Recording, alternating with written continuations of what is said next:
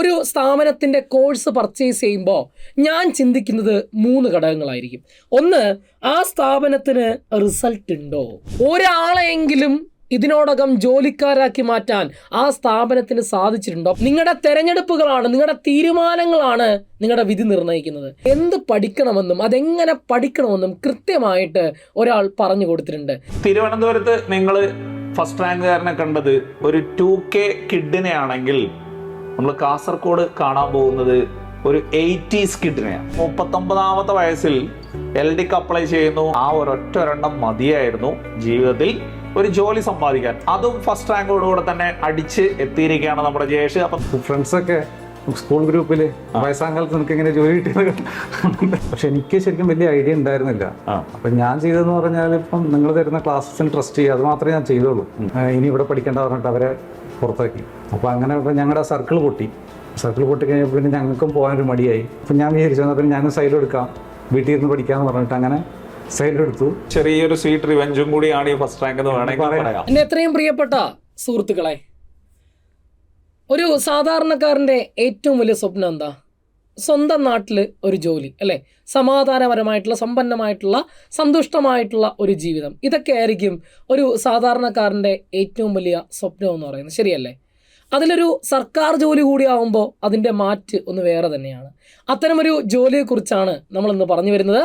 പാവപ്പെട്ടവൻ്റെ civil service എന്ന് വിശേഷണമുള്ള LDCയെക്കുറിച്ച്.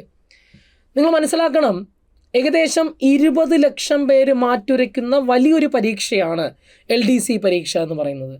അതുകൊണ്ട് തന്നെ അതിൻ്റെ കോമ്പറ്റീഷനും അത്രമേൽ വലുതാണ്. അപ്പോൾ കഴിഞ്ഞ റാങ്ക് ലിസ്റ്റ് നിങ്ങൾ പരിശോധിക്കുമ്പോൾ നിങ്ങൾക്ക് ആ റാങ്ക് ലിസ്റ്റിൽ ഇടം നേടിയവരെ ഒന്ന് ജനറലായിട്ടൊന്ന് പരിശോധിക്കുമ്പോൾ നിങ്ങൾക്കൊരു കാര്യം മനസ്സിലാവും. അവർക്ക് കൃത്യമായിട്ട് ഒരു ഗൈഡൻസ് ലഭിച്ചിട്ടുണ്ട്. അവർക്ക് കൃത്യമായിട്ട് ഒരാൾ പറഞ്ഞു കൊടുത്തിട്ടുണ്ട് എങ്ങനെ പഠിക്കണമെന്നും അല്ലെങ്കിൽ എന്ത് പഠിക്കണമെന്നും അതെങ്ങനെ പഠിക്കണമെന്നും കൃത്യമായിട്ട് ഒരാൾ പറഞ്ഞു കൊടുത്തിട്ടുണ്ട്. അങ്ങനെ ഒരു ഗൈഡൻസ് ഉണ്ടെങ്കിൽ മാത്രമേ നമുക്ക് ആ ഒരു ലക്ഷ്യസ്ഥാനത്തേക്ക് എത്താനായിട്ട് എന്ത് ചെയ്യത്തുള്ളൂ, സാധിക്കത്തുള്ളൂ. അപ്പോൾ നിങ്ങൾ മനസ്സിലാക്കേണ്ടത്, നമ്മളെ സൈലത്തെ സംബന്ധിച്ചോളം കഴിഞ്ഞ റാങ്ക് ലിസ്റ്റിൽ LDCയുടെ റാങ്ക് ലിസ്റ്റിൽ 5 1 റാങ്കുകളാണ് നമുക്ക് ലഭിച്ചിട്ടുള്ളത്. കഴിഞ്ഞ സൈലം BSc ആരംഭിച്ചത് കഴിഞ്ഞ 2.5 വർഷമാണ്. കഴിഞ്ഞ 2.5 വർഷം കൊണ്ട് സൈലം BSc നേടിക്കൊടുത്തുള്ളത് 15,000-ൽ പരം റാങ്ക് ജേതാക്കളെയാണ് ഞങ്ങൾക്ക് സൃഷ്ടിക്കാനായിട്ട് സാധിച്ചിട്ടുള്ളത്.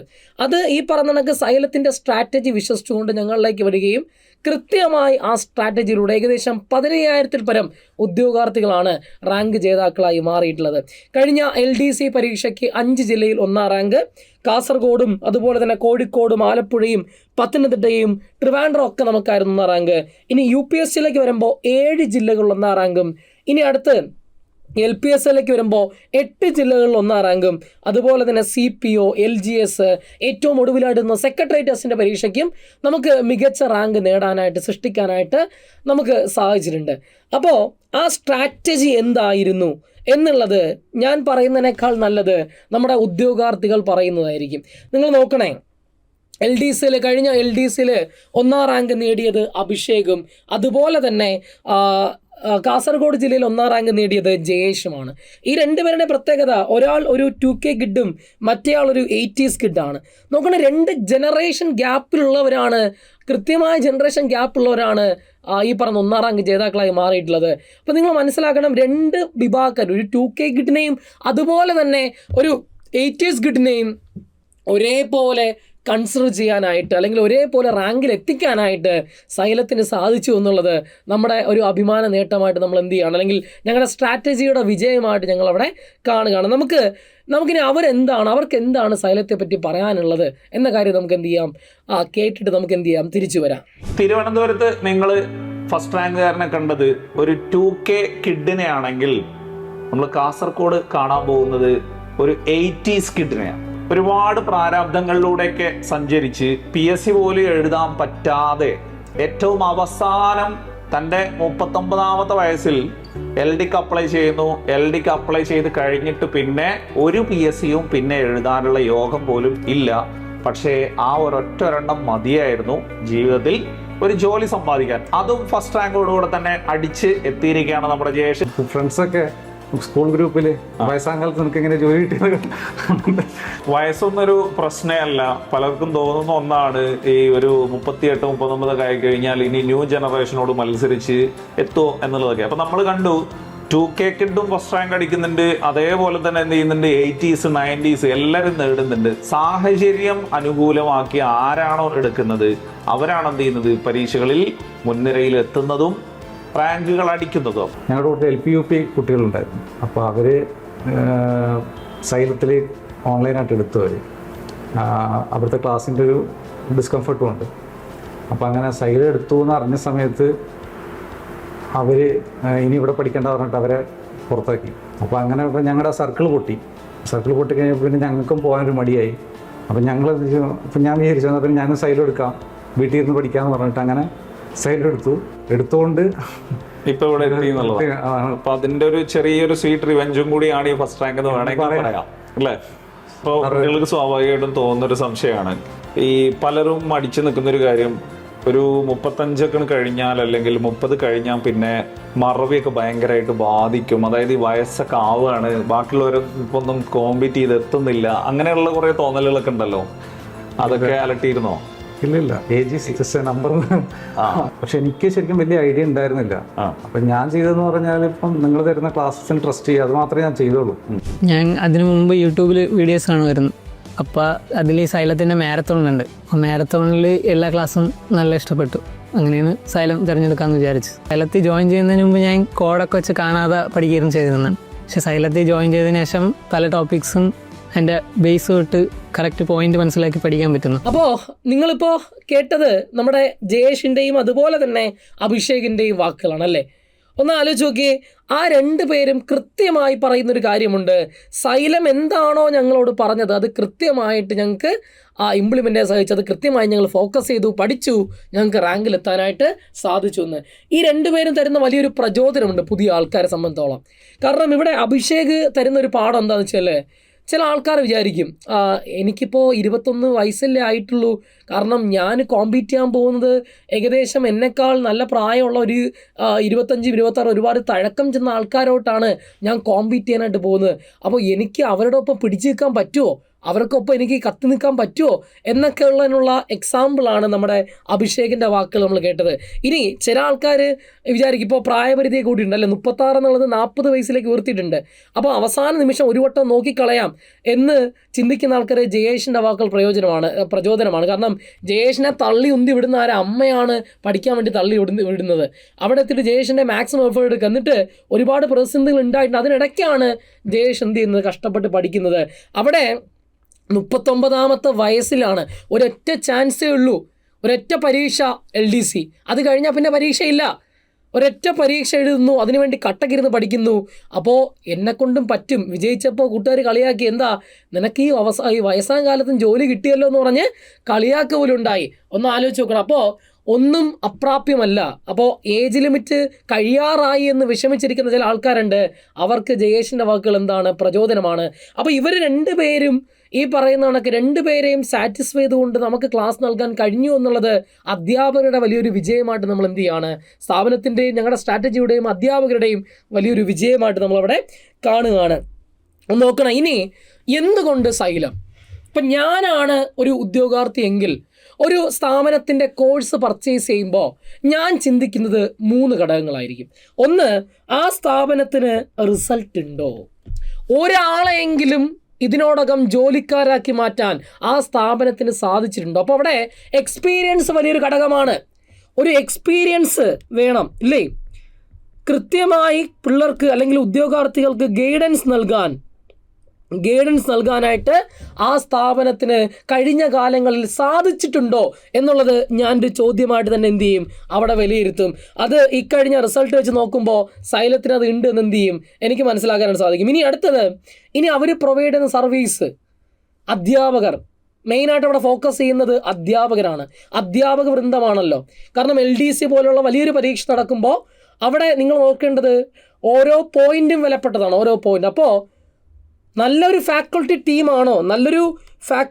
ടീമാണോ നിങ്ങളുടെ മുന്നിൽ സൈലം പ്രസൻറ്റ് ചെയ്തിട്ടുള്ളത് എന്നുള്ളത് നമുക്കെല്ലാവർക്കും അറിയാം. നമ്മുടെ ഫാക്കൾട്ടീസിനെ നിങ്ങൾക്ക് എല്ലാവർക്കും കൃത്യമായി അറിയാമെന്നുള്ളത് വ്യക്തമാണ്, നിങ്ങളുടെ കമൻസിലൂടെയൊക്കെ ഞങ്ങൾക്കത് വ്യക്തമാണ്. അപ്പം ഞങ്ങളുടെ ഫാക്കൽറ്റിയുടെ ശക്തിയെപ്പറ്റി പ്രത്യേകിച്ച് എന്താ പറയുക, നമ്മൾ പറയേണ്ട ആവശ്യമൊന്നുമില്ല. എല്ലാവരും വളരെ എക്സ്പീരിയൻസ്ഡ് ആയിട്ടുള്ള, പരിചയസമ്പത്തുള്ള, പിള്ളേരുടെ കൂടെ കട്ടയ്ക്ക് നിൽക്കുന്ന, അവസാനം വരെ പരീക്ഷ തീരും വരെ കട്ടയ്ക്ക് കൂടെ നിൽക്കുന്ന ഫാക്കൽറ്റി ടീമാണ് സൈലത്തിനുള്ളത് എന്ന കാര്യം നിങ്ങൾക്ക് എല്ലാവർക്കും അറിയാവുന്ന കാര്യമാണ്. അതുപോലെ തന്നെ ഇനി എക്സാമിലേക്ക് വന്നു കഴിഞ്ഞാൽ, എക്സാംസിലേക്ക് കൃത്യമായ ഒരു എക്സാം സ്ട്രാറ്റജി ഞങ്ങൾക്ക് ഇവിടെ ഉണ്ട്. അതിനോടൊപ്പം തന്നെ സ്റ്റഡി മെറ്റീരിയൽസിലേക്ക് വരുമ്പോഴത്തേന് നമ്മൾ സാധാരണ നോട്ട് മാത്രമാണ് ഇതിനു മുമ്പ് കൊടുത്തിരുന്നത്, ഫാക്കൽറ്റി നോട്ട് മാത്രം. അതിനോടൊപ്പം നമ്മൾ ഒരു കാര്യം കൂടി ഇംപ്ലിമെൻറ്റ് ചെയ്തിട്ടുണ്ട്. എന്താണ്? ഈ പറഞ്ഞ കണക്ക് PDF മെറ്റീരിയൽസ്. ഒരു സബ്ജക്റ്റ് പഠിപ്പിച്ച് കഴിഞ്ഞാൽ അതുമായി ബന്ധപ്പെട്ട എക്സ്ട്രാ പറഞ്ഞ കണക്ക് നോട്ട്സ് നിങ്ങൾക്ക് PDF ഈ പറഞ്ഞ പ്രിൻറ്റഡ് ഫോർമാറ്റിലേക്ക് എടുക്കാൻ വേണ്ടി സാധിക്കുന്ന രീതിയിലുള്ള നോട്ട്സ് നമ്മൾ എന്ത് ചെയ്യുന്നുണ്ട്? ആഡ് ഓൺ ചെയ്യുന്നുണ്ട്. അതിനകത്ത് കൃത്യമായിട്ട് ആഡ് ഓൺ ചെയ്യുന്നുണ്ട്. അതുപോലെ തന്നെ ഇത്തരം കാര്യങ്ങളെല്ലാം തന്നെ കൃത്യമായൊരു മെൻറ്റർഷിപ്പ്, നിങ്ങൾക്ക് എന്ത് വേണമെങ്കിലും ചോദിച്ചറിയാൻ പറ്റുന്ന രീതിയിലുള്ള ഒരു മെൻറ്റർഷിപ്പ് ടീം, ഒരു മെൻറ്റേഴ്സിൻ്റെ SMEസിൻ്റെ വലിയൊരു കൃത്യമായിട്ടുള്ളൊരു ടീം തന്നെ ഞങ്ങൾക്ക് ഇവിടെ ഉണ്ട്. ആ ടീമിൻ്റെ സപ്പോർട്ട് നിങ്ങൾക്ക് ഉറപ്പായിട്ടും ലഭിക്കുന്നതായിരിക്കും. അതുപോലെ തന്നെ ഇനി ഇതിനെല്ലാം പുറമെ സൈലം BSCയുടെ അക്കാദമിക് ഹെഡ് മൻസൂർ അലി കാപ്പുങ്കൽ എന്ന് പറയുന്ന ഒരുപാട് പരീക്ഷകളിൽ വിജയിച്ച് കഴിവ് തെളിയിച്ച ഒരു അധ്യാപകൻ്റെ മികവ് കൂടിയാവുമ്പോൾ ഒരുപക്ഷെ ആ ടീം ഈ പറയുന്ന സർവീസ് എന്ന് പറയുന്ന ഏകദേശം അവിടെ പൂർണ്ണമായി. ഇനി ഇതെല്ലാം കിട്ടിയാൽ പോലും ഏറ്റവും അവസാനം ചിന്തിക്കുക, ഫീസ് അഫോർഡബിൾ പ്രൈസ് ആയിരിക്കുമോ സൈലം പ്രൊവൈഡ് ചെയ്യുന്നത്? നിങ്ങൾ മനസ്സിലാക്കണം, സൈലത്തിൻ്റെ ആപ്തവാക്യം തന്നെ കേരളം പഠിക്കട്ടെ എന്നാണ്, കേരളം പഠിക്കേണ്ടതാണ്. അതുകൊണ്ട് തന്നെ ഒരു അഫോർഡബിൾ പ്രൈസ് തന്നെ ആയിരിക്കും സൈലം പ്രൊവൈഡ് ചെയ്യുന്ന കാര്യത്തിൽ നിങ്ങൾക്ക് യാതൊരുവിധ സംശയം ആ കാര്യത്തിൽ വേണ്ടതില്ല. കൃത്യമായൊരു അഫോർഡബിൾ പ്രൈസാണ്. നോക്കണേ നിങ്ങൾ. അപ്പോൾ 1 വർഷം വാലിഡിറ്റി ഉള്ള ആ ബാച്ചിൻ്റെ കോഴ്സ് ഫീ ആയിട്ട് ഞങ്ങൾ വെച്ചിട്ടുള്ളത് വെറും 1999 രൂപ മാത്രമാണ്. വെറും 1999 രൂപ മാത്രമാണ് ഞങ്ങളവിടെ കോഴ്സ് ഫീ ആയിട്ട് വെച്ചിട്ടുള്ളത്. ഇനി എന്നാണ് ബാച്ച് സ്റ്റാർട്ട് ചെയ്യുന്നത്?